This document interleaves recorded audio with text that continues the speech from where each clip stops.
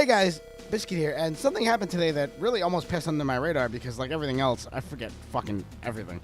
And that was, today was the return of Nintendo Directs. And if you aren't familiar, Nintendo Direct is basically Nintendo's way of directly controlling all game trailers, all game information, or any new information regarding any Nintendo product, be it first or third party. So you don't get all these trailers, around the internet.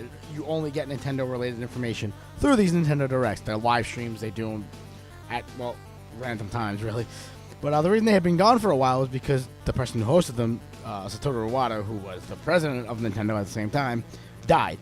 So, there's probably, aside from him dying, there's probably other reasons that went into it. But nobody knows why, 100% why they weren't doing it. But most likely just because there was no Iwata and they were strategizing, right? So I figured since they brought it back today, and let me tell you, there's a lot of shit to go over. I figured why not go ahead and give my take on the whole Nintendo Direct, give you guys what's going on, right? So, without further ado, you got to give Nintendo credit for starting off strong here. They went ahead and announced Twilight Princess HD, which a few people actually predicted this week. But I, for one, am excited for because I always look for another excuse to play the game. But, here, take a look.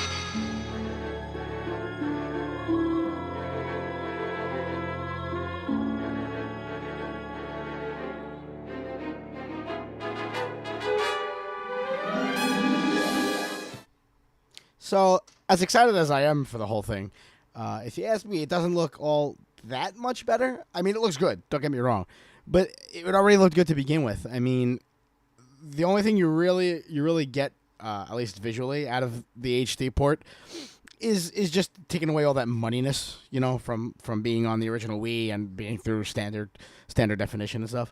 But it does look really good. And like I said, and we get a Wolf Link amiibo, so there is that. Yeah, like I said, I'm always looking for an excuse to replay Twilight Princess. So you know what? I'm happy. I'll buy it. I think it's going to be awesome. Also, while we're on the topic of Zelda, they also did go ahead and announce DLC for The Legend of Zelda Triforce Heroes on the 3DS. All it is a new dungeon and the Fierce Deity armor. So if you did like Triforce Heroes, which I haven't played yet, there you go. There's that. But one more important little tiny detail might be the brand new Zelda game headed to Wii U.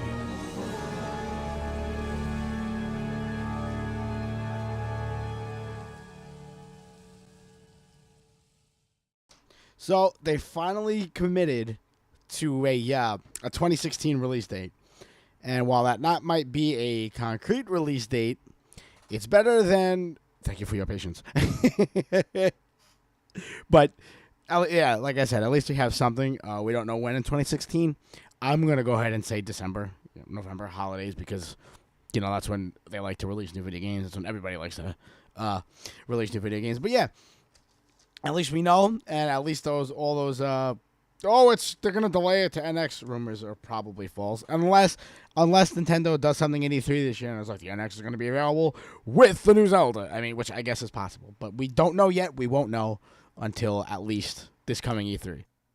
But keeping on the topic of Zelda really quickly, towards the end of the Nintendo Direct, they touched on the 3DS version of Hyrule Warriors that's supposed to be coming out. It's coming out... Actually, let me check my release date here. March 25th, 2016. So I think that was the first they've talked about the actual release date. But more importantly, and the thing that's getting a lot of notoriety out of this whole thing, aside from one major announcement, is that they basically went and made a female version of Link known as Linkle. Cool. I have nothing against it. I have a feeling that what this means is going forward with Zelda games. At the beginning, you're going to choose whether you want to be a man or a woman, which I guess is fine. I think it's something people have been asking for out of the Zelda games for a while. I mean, like I said, I don't have a one way or the other on it. It's there, cool. You want to play as Linkle, so use his crossbows, dual crossbows. That's cool. In Pokemon-related news, they finally gave an announce date for Pokemon Super Mystery Dungeon, or at least I think it's the first time. I hadn't heard about it, just really because I have never been a Mystery Dungeon kind of guy. When I play Pokemon, I like my Pokemon old school, But hey, if you like it, that's cool. But for the record, it does come out November 20th, so there is that. But there was one other cool thing that they did announce regarding Pokemon, and I think I'm going to let them do it themselves. Anyone remember these? That's right. Pokemon Red version, Pokemon Blue version, and Pokemon Yellow version will all be released as digital download titles on Nintendo 3DS. Whether you're reliving fond memories from nearly 20 years ago or making new ones, we've done what we can to preserve the games exactly as they were. Except that pesky Game Boy GameLink cable. That's not going to work on your Nintendo 3DS. So, a new feature has been added to this version, so you can trade and battle Pokemon like it's 1999. You can use the Nintendo 3DS system's wireless communication feature to battle and trade Pokemon with your friends. Pokemon Red version, Pokemon Blue version, and Pokemon Yellow version will be released on the same day as the original Game Boy Pokemon launch, on February 27th. All right, how fucking cool is that? Come on, be real right now. I mean, yeah, we got the Game Boy Advance remakes, and we've had remakes of Pokemon games, every generation of, from older generations. Yeah, we've had that, but come on. It's awesome just to be able to get a downloadable version of the original Red, Blue, and Yellow. Deep down inside, you're going to go play it. Don't even lie. And the fact that we get that they preserve the link functionality using the 3DS's Wi-Fi. They actually had to go into these games and alter code. That's something I never thought they would do with any virtual console game. They actually added features. That is fucking badass, and I know me and I know a couple other people who are going to be downloading those games, or at least one of those games, and playing them again. So I am fucking excited about that. So one of the things that piqued my interest during this whole thing was when they got to the talking about Mario Maker. And they were talking about how, we released the checkpoint recently in DLC, and everybody's loving it and all that stuff. And then they get to a point, they're like, well, people are having trouble locating levels they want because there's just so many of them. So logically, this immediately leads you to thinking, so the next update for the game is they're going to be revamping the search features and stuff within the game, so you can just go to Course World and just start typing in names and all that cool stuff. And then he's like, we are introducing a new hub site. And then you're like, wait, what? You can search for all your levels on the hub site, and then you can favorite them, and they'll appear on your Wii U. All right. Yeah, don't get me wrong. That's cool. They came up with a way to do it. But isn't that a little counterintuitive? I mean, why should I have to leave your game in order to be able to better search for the things I want to play within said game? You know what I mean? That kind of eliminates the purpose. Don't you want to keep people stuck into your game? Isn't that the point? I mean, don't get me wrong. It's not the worst thing in the world. I'm not bitching that, God damn it, they're giving us cool shit. No, it's cool. But I'm just saying it would have been way better if they had just put those search features into the game. You know what I mean? They're even making like a mobile version of the website or whatever. I don't know. It's a good idea. It really is. It just needed to be in the game. But, that's just my opinion. All right, so now here's something that I kind of, sort of, want to bitch about. They talked about Animal Crossing Amiibo Festival, which we already knew was in existence. They had mentioned something here and there. But more important thing is it's a non-Animal Crossing game. And what I'm saying is, yeah, make whatever games you want, make your money. At the end of the day, you're in it to make money. You're a business. Fair. But this is 2 Animal Crossing games in a row now that we've gotten that aren't Animal Crossing games. So the first one being, I think it was Happy Home Designer on the 3DS. And that's not to say they're not related to the property. What I'm saying is they don't play like Animal Crossing. And I like playing Animal Crossing. I think it's one of the most lethargic therapeutic things you can do in terms of video gaming because it's so quiet and calm, and you're just putting shit in your house. And to me, like after a long day, that's one of the greatest things you could ever. That'll just like all your stress will just melt away. That and like a beer or something, you're good. But I don't understand why they keep pushing these non-Animal Crossing games on us. I don't know if the last one did well. Maybe it did. Maybe people just love the license and they'll buy anything with it. And I'm not saying it was even bad. I didn't play it just out of sheer non-interest. You know what I mean? I don't want to play an Animal Crossing game that's not an Animal Crossing game. I just want... And speaking of which, we haven't gotten an actual Animal Crossing game on the Wii U yet. And we're almost about to hit NX. So I guess we're not going to get one on the Wii U. Maybe I'm wrong. Maybe they'll still do one. I don't know. But I want a regular Animal Crossing game. And I am still... hoping for that. Moving on, they started talking about a couple things that kind of make me worried for Nintendo's future, believe it or not. They talked about 2 smaller downloadable 3DS games. The games being Nintendo Badge Arcade and Pokemon Picross. If you don't know what Picross is, it's a kind of puzzle that you remove tablets to see what's behind them. They had a Mario Picross game on the original Game Boy, which...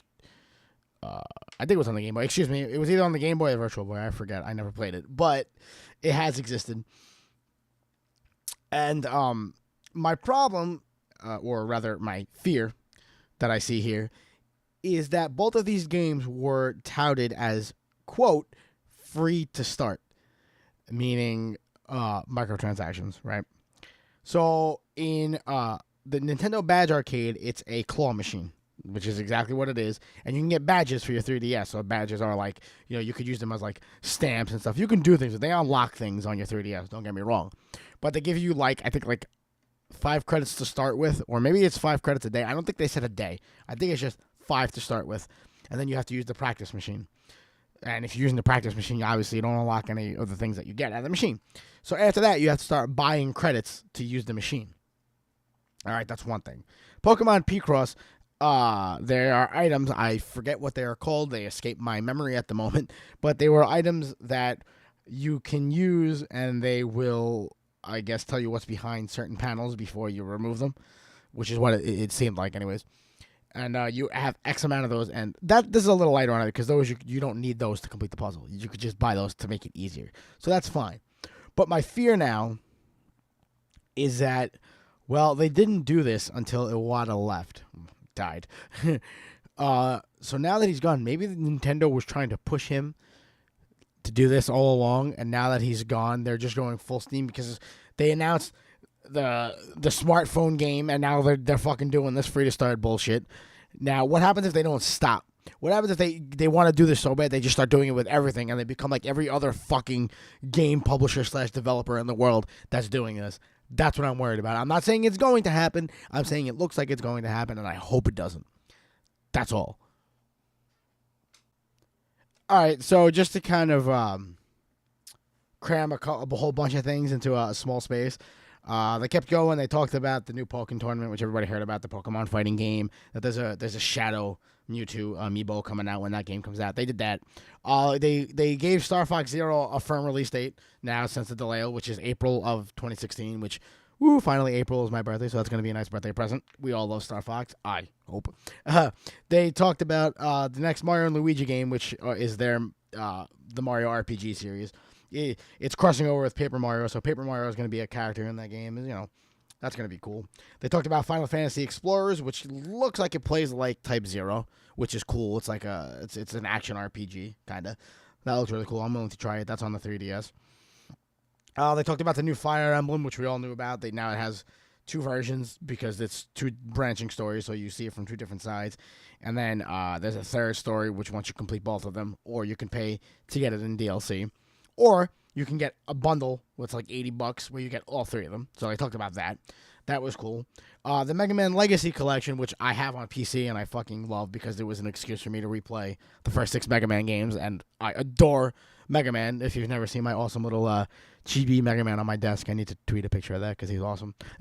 But aside from the collection just coming to Wii U, they're also releasing a new Mega Man amiibo that comes in a bundle with the game. It's not going to be by itself. It's a gold Mega Man amiibo.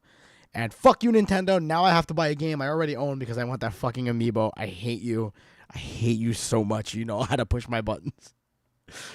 But, yeah, so they also announced, which is really cool, they finally talked about the Dragon Quest games. 7 and 8 are being released. I'm more looking forward to 8 because 8. But, so at this point, I'm sitting there watching the video saying, okay, Nintendo has they've blown their load. It's all done. I'm getting ready to go. You know, I'm wiping my lips off. It's done. And then...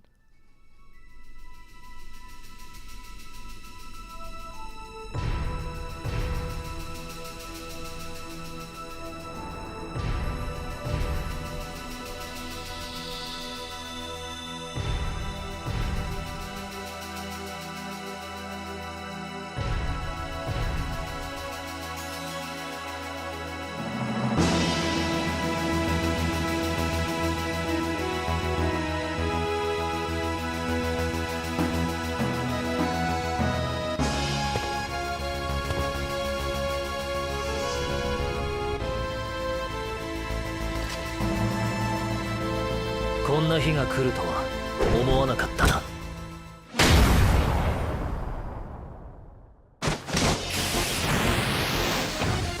かかってこい。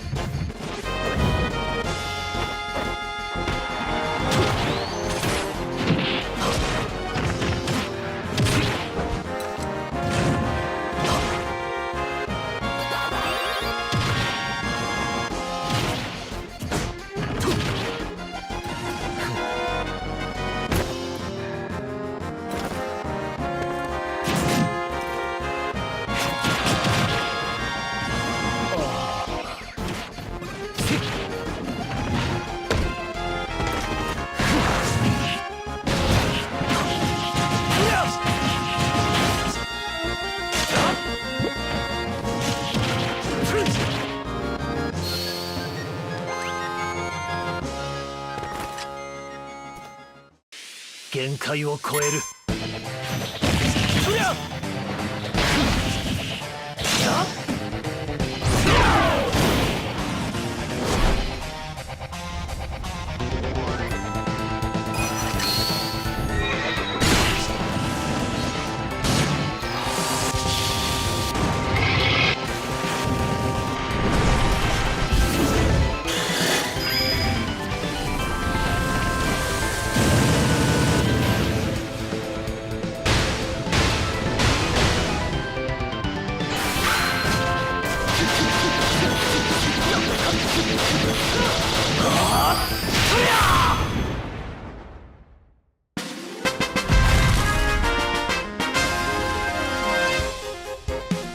なんだかチョコボ臭いな。